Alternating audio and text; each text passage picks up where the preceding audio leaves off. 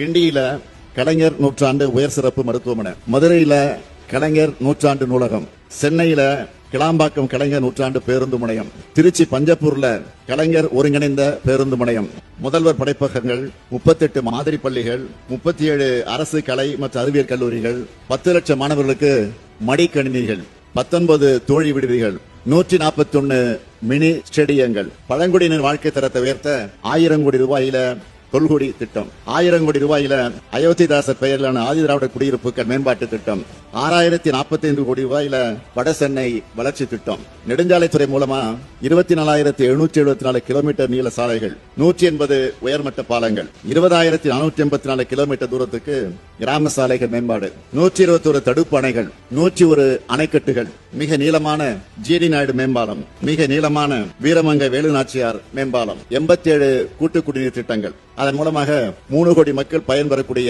75 லட்சம் வீட்டு இணைப்புகள், விடுதலை போராட்ட வீரர்கள் உள்ளிட்ட முக்கிய தலைவர்களுக்கு 23 மணிமண்டபங்கள், 70 சிலைகள் அமைக்கப்பட்டுள்ளன.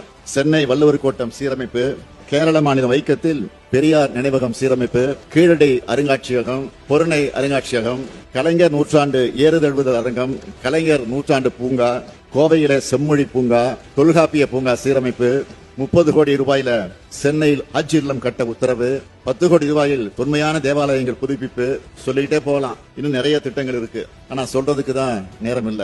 இந்த அரசை பொறுத்த வரைக்கும் ஒரு சாதனை செஞ்சா அதை மிஞ்சிறதா இன்னொரு சாதனை வரும், அடுத்து அதை மிஞ்சிறதா மற்றொரு சாதனை வரும். இப்படி சாதனைக்கு மேல் சாதனை, சாதனையில படைக்கிறது தான் நம்முடைய திராவிட மாடல் அரசு.